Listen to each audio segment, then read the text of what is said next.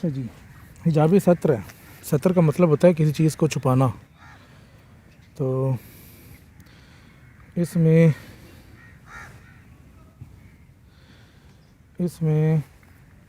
शेख फरमाते हैं सिफ़ात मलामिया से मुत्तसिफ़ होने की तलब हकीकतन जबिल्लत में इनसे मुतहक़्क़िक़ होने का हिजाब है। सिफ़ात मलामिया से मुराद ये है कि अगर कोई बंदा जिसके अंदर ये सूफिया वाली है ही नहीं सिफ़ात, और वो कोशिश कर रहा है कि जी मैं बस इस तरह से कोशिश करके मतलब इससे मुतहक़्क़िक़ हो जाए और अपनी यानी सिफ़ात मुलामिया से उसके अंदर जो मुलामिया वाला के अंदर नहीं है, लेकिन वो ये कोशिश कर रहा है कि मैं उन जैसा हो जाऊँ। हाँ, मैं उन जैसा हो जाऊँ या मेरे अंदर ये सिफ़ात आ जाएं, लेकिन है नहीं। जब है नहीं तो आएंगी कैसे? इस तरह घुमाना नहीं है इसको, इस तरह करना। तो जब है नहीं तो आएंगी कैसे?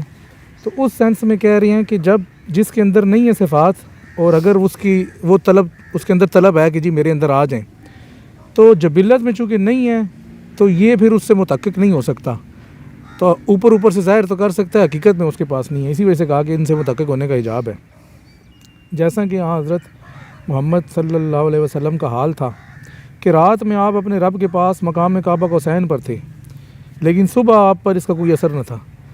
तो शेख फरमा रही हैं कि चूँकि नबी पाक सल्लल्लाहु अलैहि वसल्लम तो उस मकाम पे हकीकतन थे और आप रात में जब मेराज की रात में जब आप इतने आला दर्जे पर पहुँचे, यानी कि अर्श तक गए, काबा हुसैन तक इतने करीब चले गए कि बिल्कुल फ़ासला भी बिल्कुल थोड़ा सा बयान किया गया और सारी निशानियाँ जो थी देख ली।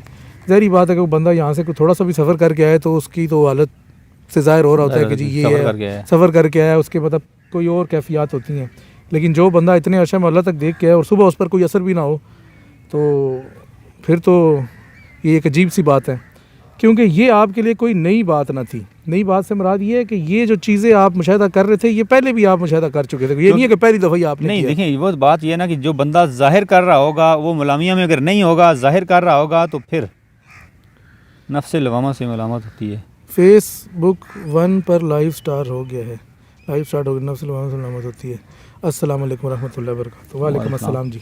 ये नफ्स लवामा की मलामत नहीं है जी सोएब साहब, यहाँ पर सिफ़ात मलामिया मुराद हैं कि जो शेख अकबर के नज़दीक अहलुल्लाह के आला तरीन दर्जे में से एक दर्जा है मलामियों का, उन लोगों की जो सिफ़ात हैं उसका ज़िक्र आपने फतवात में किया है। तो वो बहुत ज़्यादा सिफ़ात हैं। आप ये समझे कि अहलुल्लाह का जो सबसे आला दर्जा है उन लोगों की जो सिफ़ात है, जिसमें सबसे अहम तरीन सिफ़त ये है कि वो अपने मिजाज के ताबे नहीं होते, यानी कि अपने नफ्स के ताबे नहीं होते। तो बाकी भी सिफ़ात हैं, बाकी जितनी अच्छी सिफ़ात हैं वो सारी हैं, और उन मलामिया के जो सरदार हैं वो हज़रत सल्लल्लाहु अलैहि वसल्लम हैं। तो शेख फरमा रही हैं कि जिस बंदे के अंदर मलामिया की सिफ़ात नहीं होंगी जबिल्लत में हकीकतन अज़ल से आयान से ही, और वो यहाँ पे कोशिश करेगा कि वो सिफ़ात अपनाएगा, तो वो बेसिकली एक उससे मुतहक़्क़िक़ तो नहीं होगा, वो एक ऊपर लिबादा बस ओढ़ सकता है। हकीकत में तो उसके अंदर जो सिफ़ात है वही रहेंगी, वो चेंज नहीं हो सकती किसी सूरत भी। तो ये मुराद है। और ये कह रही हैं कि नबी पाक सल्लल्लाहु अलैहि वसल्लम के अंदर ये सिफ़ात चूँकि हकीकतन थी, और आपने जो मेराज का है या जो भी है, मेराज पे आप गए वापस आए तो आपके ऊपर कोई असर नहीं था। कोई असर से मुराद ये है कि कोई ऐसी कैफियत नहीं थी कि जिससे पता चले कि रात में जी ये कोई बड़ी दूर से बड़ी निशानियाँ सफ़र से मुराद ज़ाहिरी कैफियत की बात नहीं है, बात नहीं। तो इसलिए कोई निशानी ज़ाहिर नहीं हो रही थी ना। हाँ, कोई निशानी इसी तरह ही था कि बस आम नॉर्मल सो के बंदा उठता है, सो के जिस तरह उठे, रात गुजारी है तो आ गए। तो इसी वजह से तो वो आपकी कौम ने आपको झुटला दिया कि अगर इन्होंने इतनी निशानियाँ देखी होती तो इनके ऊपर कोई निशानी भी तो ज़ाहिर होती ना। तो निशानी चूँकि ज़ाहिर नहीं हुई तो उन्होंने कहा कि ये तो झूठ बोल रहे हैं। इसीलिए फरमाते हैं क्योंकि ये आपके लिए कोई नई बात ना थी। क्योंकि आप ये देखिए अस्मीन आज़मा साहब ने सलाम दिए जी। अस्सलाम वालेकुम अस्सलाम। वालेकुम अस्सलाम व रहमतुल्लाहि व बरकातुहू। आपके लिए कोई नई बात ना थी और ना ही आपने अपनी फितरत से हट कर किसी चीज़ का मुशाहिदा किया। अब फितरत से हट कर मुराद ये है ना, जो जबिल्लत वाली बात हुई है ना, जबिल्लत असल में फितरत है बंदे की। जबिल्लत असल में फितरत है, और जो चीज़ उसकी फितरत के अंदर होती है वो उसको अज़ल से ही हासिल है। वो चीज़ उसके ऊपर कोई ऐसी कैफियत नहीं लाती कि बंदा कहे कि, क्योंकि वो चीज़ तो पहले से उसको हासिल है। खुद से उसको जाहिर करने की उसका मरहून मिन्नत नहीं होता ना वो, क्योंकि वो चीज़ उसके अंदर है, वो तो जाहिर होनी ही होनी है। तो एक जो बंदा जिसके अंदर वो नहीं है वो तो उसको जाहिर करेगा खुद से। जिसके अंदर जो चीज़ ना हो उसका वो मुशाहिदा करे तो फिर उसके ऊपर असरात भी आएंगे। जिसके अंदर पहले से वो चीज़ हासिल है उसने मुशाहिदा कर भी लिया, नॉर्मल बात है उसके लिए। तो इस वजह से कहा कि इसलिए आपकी कौम ने इस कुर्बत में आपको सच ना जाना। इसी बारे में शायर कहता है, मेरी तख्लीक ही तेरी मोहब्बत पर हुई, लिहाजा मैंने अपने वजद की हिफाजत की, वैसे ही जैसे कि ये भी मेरी फितरत में था कि मैं तेरी जफ़ाएं बर्दाश्त करता। तो कहने का मतलब है कि जो चीज़ उसकी फ़ितरत में है उसके लिए तो वो चीज़ नॉर्मल सी है, तो मतलब नॉर्मल सी है तो उस पर तो ना कुछ ज़ाहिर असर होगा। शायर भी ये कह रहा है कि मेरी तख्लीकी तेरी मोहब्बत पे थी और मैंने तेरी जफ़ाएं भी बर्दाश्त करनी थी, ये भी तेरी मोहब्बत का तकाजा था, ये भी मेरी फितरत थी, तो मेरे लिए ये नॉर्मल बातें हैं। ये मतलब शायर अपने आप को हाँ इस आला दर्जे पे कह रहा है कि ये जब सब चीज़ें, तो लोग तो बेचारे फ़िराक में और मोहब्बत में और जुदाई में बेचारे पागल हो जाते हैं, लेकिन मैं नॉर्मल हूँ, मुझे कोई इतना असर नहीं पड़ रहा, क्योंकि मेरी फितरत में ये मेरी फितरत में शामिल है सारी।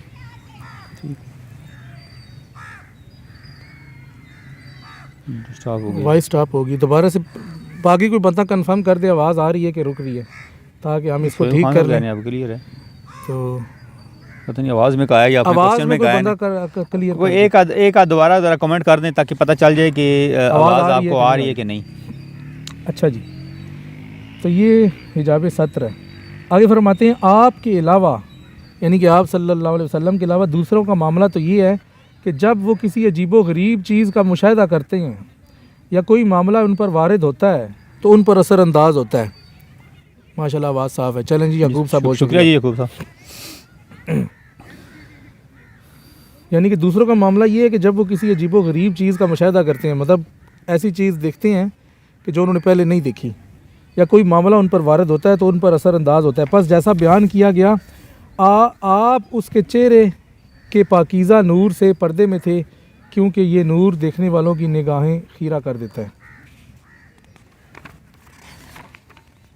ठीक है जनाब। यहाँ पर शेख ने वो बात की है जो मेराज के हवाले से की जाती है कि क्या नबी पाक सल्लल्लाहु अलैहि वसल्लम ने अपने रब को देखा, तो उसका उन्होंने ये पैसे फतवात में भी बाज़ जगह अक्सर जगह पे बात की हुई है, लेकिन यहाँ पर एक इशारे में बात की कि जैसे बयान किया गया आप सल्लल्लाहु अलैहि वसल्लम उसके चेहरे के पाकीज़ा नूर से पर्दे में थे, क्योंकि ये नूर देखने वालों की निगाहों को खीरा कर देता है। मतलब ये नूर हिजाब है, तो आप सल्लल्लाहु अलैहि वसल्लम ने नूर ही देखा और नूर जो है वो उसका हिजाब है। ये शेख ने, तो ये सतर का एक हिजाब था, इसमें आपने ये सतर के हवाले से बात की है और मेराज के हवाले से बात की है। और उस तरह से यूट्यूब पे महिला आवाज़ रुक रही है और जो है फेसबुक पे ठीक है। ये फैज़ी साहब कह रहे हैं कि आवाज़ बार बार रुकती है, बराबर आ रही है, रुकती किधर है? किधर है बराबर आ रही है? गौर से पढ़ें यूट्यूब पर। अब ठीक है, पहले कह रहे थे कि रुकती है, चल सही है।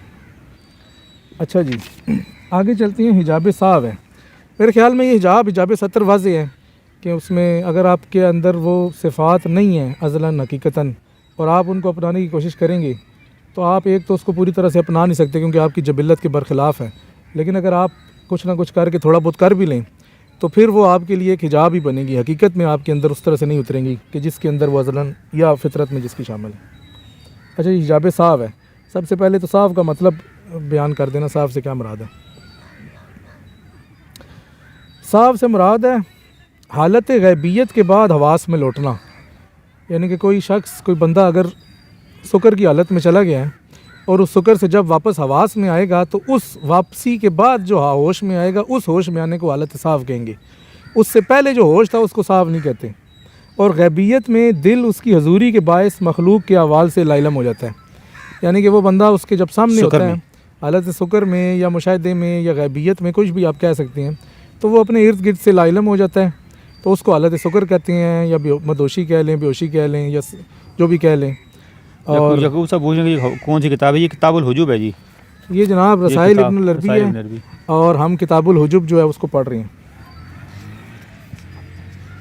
अच्छा, साफ़ से मुराद ये है। अब हम हिजाब साफ़ की बात करते हैं कि हिजाब साफ़ में शेख ने क्या फरमाया। साफ़ यानी होश में आना, उसमें फ़ना हो जाने से हिजाब है, यानी कि सादे लफ्ज़ों में साफ़ जो है वो सुकर से हिजाब है, क्योंकि सुकर में इंसान जो था वो मदहोश था, होश में नहीं था। जब होश में नहीं था तो उसमें फ़ना था, लेकिन जब वापस होश में आया तो वो पहली हालत ख़त्म हो गई। जब पहली हालत ख़त्म हो गई तो इसका मतलब है कि वो उस पहली हालत से निकल आया, तो पहली हालत जो है इसके ऊपर हिजाब बन गई। फ़ना से मुराद वो फ़ना नहीं है जो आम हमारी इस ज़ुबान में समझा जाता है कि फ़ना हो जाना। किससे फ़ना है? फ़ना है उस पहला जो होश था उससे फ़ना है।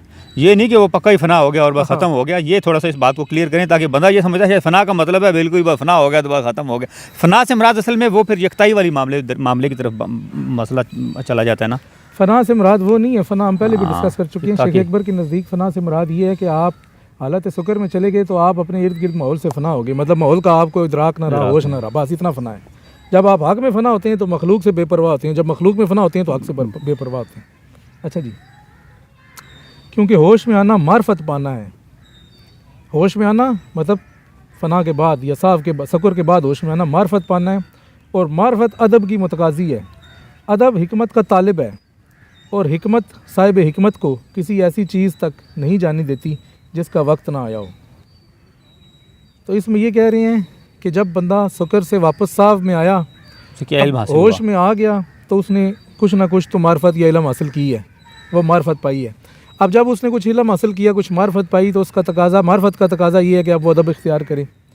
फिर अदब, बेहोशी में तो कोई अदब नहीं है, शुक्र में तो कोई अदब नहीं है, लेकिन जब होश में आया तो फिर अदब भी। फिर अदब हिकमत का तालिब है। हिकमत का मतलब ये है कि आप वो देखें कि किस तरह से मैंने इस अदब को करना है, और हिकमत साहिब हिकमत को किसी ऐसी चीज़ तक नहीं जाने देती कि जिसका वक्त ना आया हो। सादा लफ्ज़ों में ये भी कह सकती हैं कि अगर कोई, जिस तरह के हमारे यहाँ तो ये मशहूर है कि समा के वाले से लोग शुक्र की हालत में जाते हैं या वजद की हालत में जाते हैं, तो शेख ये कह रहे हैं कि जब अगर वो हालत में, वजद में, समा में, वजद में, हालत में चला गया, लेकिन उसके बाद जब वो होश में आया, जब वो होश में आ गया है, तो अब ये काम सारे उसने करने हैं अगर उसको मार्फत मिली है। अगर तो उसने दिखावा ही किया और वजद भी दिखावे का था, फिर तो चलो ठीक है, लेकिन अगर उसका हकीकी वजद था, होश में आ गया, होश में आने के बाद वो शुक्र वाली ना हरकत कर सकता है, ना कोई और काम कर सकता है, ना शो कर सकता है, क्योंकि अब ये सारे काम है। मार्फत मिली है तो फिर अदब है, तो फिर हिकमत, और हिकमत है कि वो अब कोई ऐसा काम ना करे जो आम ज़िंदगी में भी अगर देखा जाए ना, तो जैसे अगर कोई पागल है, दीवाना है, जो अपने होश में नहीं है, उसके ऊपर तो ये सारी चीज़ें लागू नहीं होती। अगर जो बंदा ठीक हो जाता है तो उससे अगर बाद में कोई वो चीज़ हासिल होती है तो उसे पता तो लगना चाहिए ना कि मुझे क्या, उससे मुझे क्या। ये तो चलें, मैं एक दुनियावी मिसाल दे रहा हूँ, इससे उसका मैच तो नहीं करता, लेकिन इसके अंदर भी तो यही है ना कि बंदा अगर उस शुक्र वाली हालत में गया, उसमें उसने जो भी मुशाहिदा किया, जो कुछ भी पाया, जो कुछ भी देखा, उससे जब वो वापस आएगा, पीछे से उससे जब वो वापस आएगा तो उसे इस चीज़ का इदराक तो होना चाहिए ना कि मैंने क्या चीज़ देखी। जो चीज़ भी देखी, फिर वो जो चीज़, जो मार्फत उसने हासिल की, फिर वो किस चीज़ की मुतकाज़ी है, वो उस अदब की मुतकाज़ी है जो उसने जो मार्फत उसने हासिल की। और हिकमत साहिब हिकमत को किसी ऐसी चीज़ तक नहीं जाने देती जिसका वक्त ना आया हो।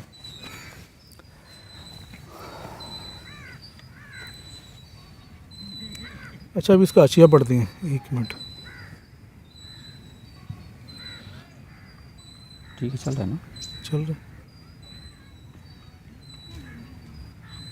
क्या चला गया? किधर है वो बैग, किधर है? इसको ना कर, उधर आगे चला जाएगा। हाँ बस ठीक है। अच्छा जी, आगे है, ये ज़रा साहब का हाशिया पढ़ती है ताकि वाज़ेह हो कि साहब है क्या। हाशिया नंबर है जनाब 16। अच्छा, शेख अकबर फतवात मक्किया के बाब साहब में, जो कि बाब नंबर 247 है, फरमाते हैं, राय तरीक़त में साहब हमेशा शुक्र के बाद है, शुक्र से पहले कोई साहब नहीं। यानी कि अगर बंदा मदोशी से पहले होश में है तो वो साहब उसको नहीं कहेंगे, वो उसकी पहले से ओरिजिनल जो भी है वो होश है, और ना ही वो साहिब साहब है। ऐसा शख्स हालत शुक्र में नहीं, बल्कि वो साहिब हुजूर या साहिब बका वगैरह हो सकता है। मतलब उसको साहब नहीं कह सकते क्योंकि वो शुक्र में गया ही नहीं है, उसको आप साहिब हुजूर कह लें, कोई भी और लफ्ज़ इस्तेमाल कर लें, यानी कि वो ओरिजिनली होश में है। अच्छा, जब कोई शख्स शुक्र के बाद साहब में आता है तो छुपाने वाली बात छुपाता है और बताने वाली बात बताता है। यानी कि हर बात नहीं बता देता, जो चीज़ बताने वाली होती है सिर्फ वही बताता है और बाकी चीज़ें छुपाता है। और हालत साहब में उसकी बात काबिल कबूल है। हालत शुक्र में किसी भी साहिब शुक्र की बात शेख के नज़दीक काबिल कबूल नहीं है तरीक़त में, होश में जो नहीं है। अब वो होश में नहीं है, लेकिन जब होश में आएगा फिर उसकी जो भी बात बताएगा, सारी तो नहीं बताएगा, जितनी बताएगा उसमें से जो बताएगा वो काबिल कबूल है, क्योंकि अब वो शाहिद और आदिल है। इसी तरह हालत शुक्र में भी किसी शाहिद और आदिल की बात भी अगर किसी साहिब साहब की बात के बरखिलाफ़ हो तो नहीं मानी जाएगी। यानी कि हालत शुक्र में किसी की भी बात उस वक़्त तक नहीं मानी जाएगी कि जब तक वो हालत साहब में ना आए, और अगर वो किसी और आदिल के ख़िलाफ़ होगा तो फिर भी उसकी बात नहीं मानी जाएगी। ये क्या कह रहे हैं फ़ारूक साहब? फ़ारूक साहब कह रहे हैं कि ये रसाले इब्न रबी एक किताब है, किताबुल हुजूब, इससे लेकर दिया जा रहा है। उनको आंसर कर रहे हैं, चाहे वो बात हक़ की क्यों ना हो। शेख कह रही हैं कि अगर साहिब शुक्र की बात भी हक़ है लेकिन वो शुक्र में बयान कर रहा है तो वो बात नहीं मानी जाएगी, क्योंकि ये हक़ अपने दुरुस्त मकाम पर बयान न किया। किस तरह पकड़ ले, उसको छोड़ दें। क्योंकि ये हक़ अपने दुरुस्त मकाम पर बयान ना किया गया, लिहाजा इसे नहीं माना जाएगा। और हो सकता है कि इसे गलत जगह बयान करने का वबाल भी उसी के सर हो। वालेकुम अस्सलाम जी, अब्बासीद साहब कह रहे हैं। और हो सकता है इसे गलत जगह बयान करने का वबाल भी उसी के सर हो, हालांकि ये हक़ है, क्योंकि हर हक़ बात हर जगह बयान नहीं की जाती। अब ये शेख अकबर इस जगह पे बिल्कुल वाज़ेह हैं कि हर हक़ बात हर जगह बयान नहीं की जाती, और हक़ बात को भी हक़ जगह पर ही बयान किया जाता है। यहाँ पर आपने हज़रत शिबली और हज़रत हल्लाज की मिसाल दी है, मंसूर हल्लाज और वो जो एक शिबली थे उनके दौर में उनके साथी थे। शिबली फरमाते हैं, मैंने और हल्लाज ने एक ही जाम से नोश किया, यानी कि हमें वही दोनों को तजल्लियात जो मिली वो एक बराबर थी, जो उन पर हुई वही मेरे पर भी हुई। जिस मकाम पे वो पहुँचे उस मकाम पर मैं भी पहुँचा, लेकिन मैं होश में आ गया और वो हालत सुकर में ही रहे। यानी कि कह रही है कि मैं तो होश में आ गया, सुकर के बाद साफ में आ गया, लेकिन हल्लाज ने हालत सुकर ही अपने ऊपर तारी कर ली। लेकिन थे वो सफ में, शुक्र में नहीं थे। आ तो गए थे, आ गए लेकिन शो नहीं किया ना। शो नहीं किया। अच्छा जी, आगे क्या कहते हैं? और बदमस्तियाँ करने लगे। बदमस्तियों से मुराद यही है कि जब बंदा शौकियाँ करने लग जाता है या किसी और सेंस। शौकी तो बंदा तभी करता है जब होश में आता है। तो जब होश में, जब शौकी होश में ही होगी, मदोशी में शौकी नहीं होती। मदोशी में तो उसको होश ही नहीं है कि मैं कर क्या रहा हूँ। तो आगे कहते हैं, लिहाजा कैद हुआ और मारे गए। अच्छा, मौत से पहले जब हल्लाज को शिबली की बात पहुँची तो उस वक़्त उसके हाथ पाँव कट चुके थे और वो सूली पर लटक रहा था।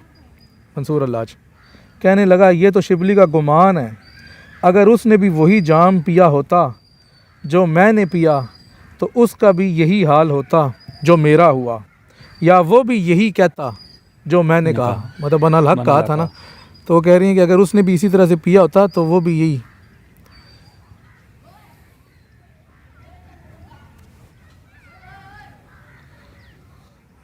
आबिद नज़ीर साहब, आपके सवाल का जवाब जो है वो बाद में देंगे, अभी फ़िलहाल हम अपने टॉपिक पे बात कर रहे हैं। अच्छा जी,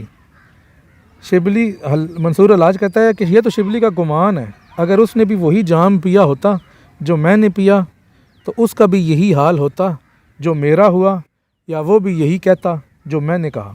शेख अकबर फरमाते हैं, अब ये दोनों का मुकालमा तो आपने सुन ही लिया है कि ये दो बुज़ुर्ग क्या कह रहे हैं। शेख अकबर फरमाते हैं, हम शिबली की बात को मानते हैं और इसे हल्लाज की बात पर तरजीह देते हैं, क्योंकि उस वक़्त शिबली हालत साफ में थे और हल्लाज हालत सुकर में था।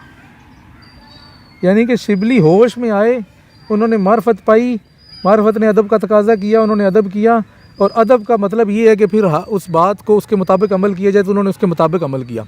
लेकिन हल्लाज होश में आया, हल्लाज ने मार्फत पाई, हल्लाज ने मार्फत ही बयान कर दी कि मैंने ये पाई है, हल्लाज ने कह दिया नल हक। अब होना तो ये चाहिए था कि जो बात बताने वाली है वो बताई जाती और जो छुपाने वाली है वो छुपाई जाती।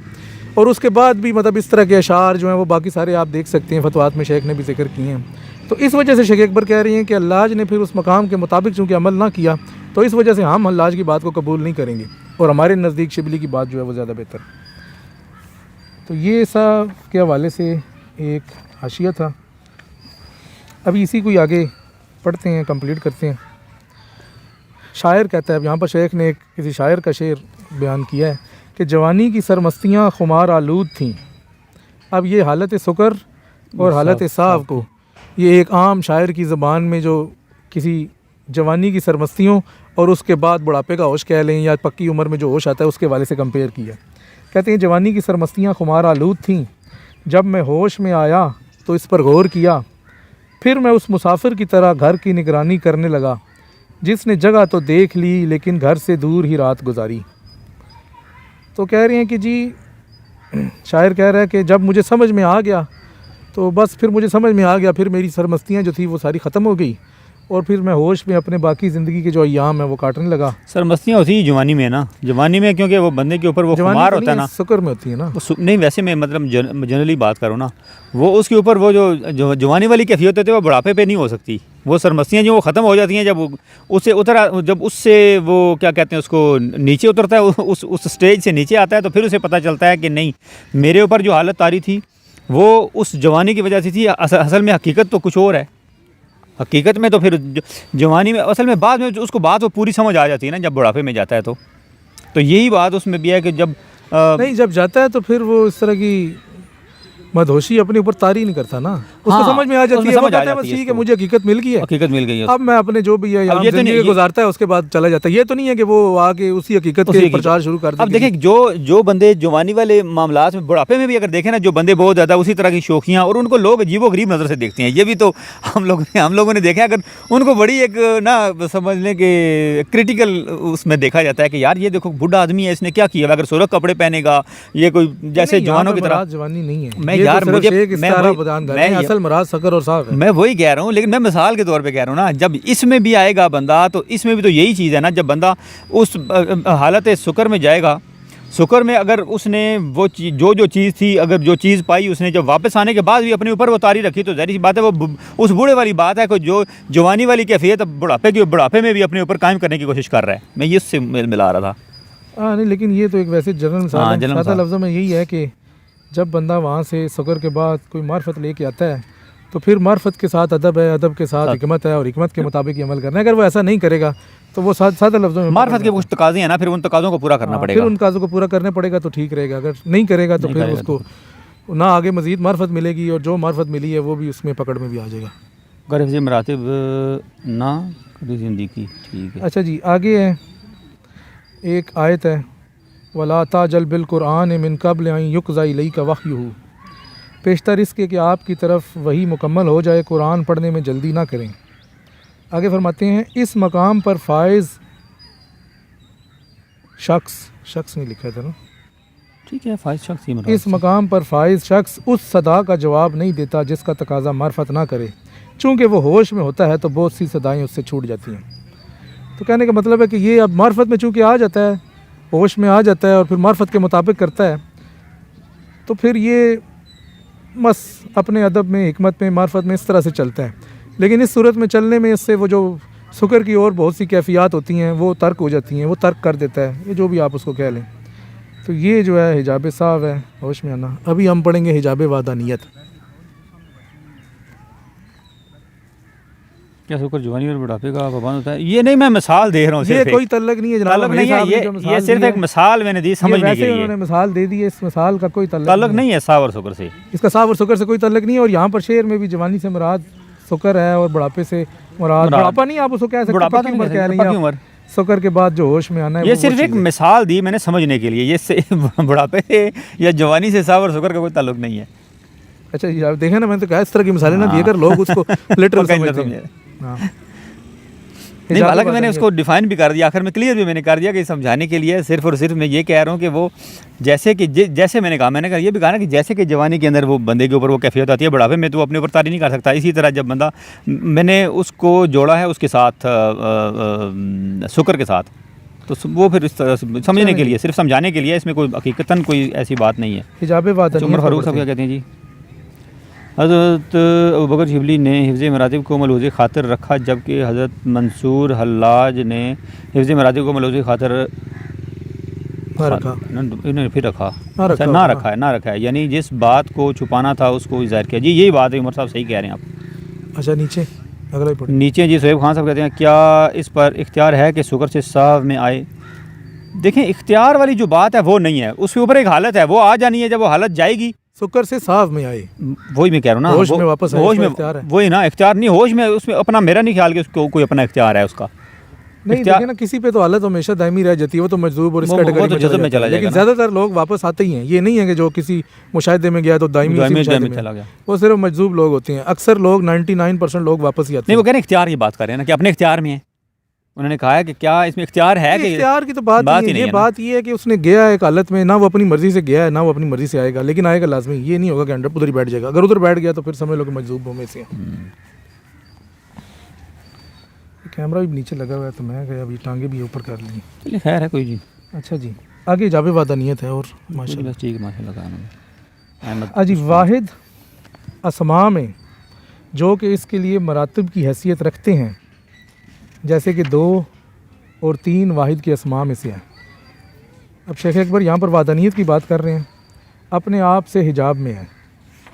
कह रही हैं कि वाहिद जिसको हम एक कहते हैं, वो अस्मा में हिजाब, अस्मा से मुराद है कि अदद, यानी कि 2, 3, 4, ये वाहिद के अस्मा हैं। वाहिद जो है वो एक है, वो 2 में भी एक आता है, 3 में भी आता है, 4 में भी, हर अदद में एक तो आता ही आता है। तो शेख ने इससे कहा कि अगर आप अदद को, वाहिद को ये लें और बाकी अदद को, आदात को इसके अस्मा लें, तो ये बाकी अस्मा में है तो सही, लेकिन हिजाब में है। अगर आप वाहिद को ज़ात ले लें और बाकी आदात को अस्मा ले लें कि 2 में भी एक है, 3 में भी है, 4 में भी है, 5 में भी है, लेकिन वहाँ पर ज़ाहिर नहीं होता। जब हम 5 कहते हैं तो 5 ही कहते हैं, जब हम 4 कहते हैं तो 4 ही कहते हैं, 2 3 कहते हैं तो 3 ही कहते हैं। लेकिन ये सारे जो अदद हैं ये कायम तो वाहिद से ही हैं। अगर 3 में से एक निकाल दें तो 3 नहीं रहेगा, मतलब वजूद में नहीं रहेगा, वैसे उसकी हकीकत तो रहेगी। 3 में चौथा है। तो ये इस सेंस में वो कह रहे जो हैं, बात है हर नहीं वो और चीज़ है। इस सेंस में कह रहे हैं कि वाहिद अस्मा में जो कि इसके लिए मरातब की हैसियत रखते हैं, जैसा कि 2 3 वाहिद के अस्मा में से अपने आप से हिजाब में है, तो ये हिजाब में है। जब हम वाहिद कहेंगे या एक कहेंगे तो तभी एक ज़ाहिर होगा, जब हम 2 कहेंगे तो 2 ज़ाहिर होगा, एक छुप जाएगा, क्योंकि वो 2 एक से कायम है, लेकिन ज़ाहिर 2 हुआ, एक छुप गया। मतलब ये आप इसको हकीकत की सेंस में देखें ना, कि वजूद जो आपको हासिल है, तो वजूद जो हासिल है वो ज़ाहिर नहीं है, ज़ाहिर तो आप हैं, तो वजूद छुपा हुआ है। तो इस सेंस में जब वो ज़ाहिर होगा तो आप छुप जाएंगे, जब वो आप ज़ाहिर होंगे तो वो छुप जाएगा। इस सेंस में ये बात की जा रही है। अच्छा, ये आगे फरमाते हैं, क्योंकि मसदर यानी निकलने की जगह भी एक है और सादर यानी निकलने वाला भी एक है। मसदर और सादर से मुराद ये है कि हर चीज़ उसी एक से कायम है। तो वाहिद से ही तमाम आदात कायम है और उस वजूद से ही तमाम मखलूक़ात का वजूद कायम है। अगर कोई अदद ख़ुद से ज़रब खाए तो नतीजा भी वो ख़ुद ही होता है, यानी किसी भी अदद को उसी से ज़रब दें तो वो ख़ुद ही नतीजे में वो ख़ुद ही आएगा। शेख खान साहब कह रहे हैं कि अगर इख्तियार नहीं तो शिबली ने, अच्छा, शिबली ने क्यों कहा कि मंसूर हलाज शुक्र से साहब में नहीं आया? शिबली ने ये नहीं कहा कि मंसूर राज से साहब में नहीं आया, ये आप गलत समझे हैं। शिबली ने कहा कि इस हालत साहब में आने के बावजूद अपने ऊपर मस्तियाँ तारी कर रहे हैं, यानी कि उस हिकमत की मार्फत, जो मार्फत मिली है उसके साथ अदब था, अदब के मुताबिक नहीं चल रहा, अदब का तकाजा हिकमत है, हिकमत के मुताबिक नहीं चल रहा। ये कहा था, ये तो कहा ही नहीं कि शुक्र साहब में क्यों नहीं आया, ये तो आप नहीं समझ लिए शायद, इसलिए हलाक हो गए। हाँ। अच्छा जी, अगर कोई अदद खुद से ज़रब खाए तो नतीजा भी वो खुद ही होता है। अगर वो एक से ज़ायद हो तो अपनी इकाइयों में ज़ाहिर होता है, गिनने वाला तो इकाइयों को ही देखता है। ये सारा वजूद वहदत पर मबनी है, जैसे कि कहा गया हर शय में उसकी एक निशानी है जो ये बताती है कि वो एक है। अच्छा, खुद से ज़रब खाने में तो एक ये है कि एक को एक से ज़रब। उमर हयात साहब, आपने ये फिर ना ये जो क्वेश्चन किया है ये आपने ज़रा रोमन में लिख दिया, तो इसको पढ़ने में थोड़ा मुश्किल इंग्लिश में है, रोमन में नहीं है। नहीं, रोमन उर्दू में लिखा है ना? उर्दू तो नहीं है, इंग्लिश है। तो इंग्लिश है ना, तो प्रॉपर उर्दू में लिखे ना। इंग्लिश लिखी है ना, उर्दू क्यों लिखे? लिखा है द कांसेप्ट ऑफ फना एंड वकार सिमिलर टू साहब एंड तू क्यों तू कह रहा है उर्दू इंग्लिश में? नहीं, मैं पढ़ी नहीं ना, मैं समझ। अच्छा, क्या कह रहे हैं उमर साहब? द कांसेप्ट ऑफ फना एंड वकार सिमिलर टू साहब एंड शुक्र, द एलिवेटेड लेवल इज बका बिकॉज द मार्फत has to be for the good of mankind. Iqbal has also advocated बका ओवर फना। Your comments please. जी उमर यार साहब, आप ठीक कह रहे हैं। शेख अकबर के नज़दीक भी जो है वो फ़ना के बाद जो बका बिल्ला है वो फ़ना फिल्ला से ऊपर दर्जा ही है। तो यही बात है जो आप कह रहे हैं, इकबाल ने अगर कही है तो इसी तरह से ये शेख अकबर भी बिल्कुल इसी तरह से कहते हैं। आपकी बात ठीक है। उमर साहब क्या कहते हैं जी? आदियत का, उमर फारूक साहब कहते हैं आदियत का तल्लुक ज़ाते हकीकी से है, जबकि वादा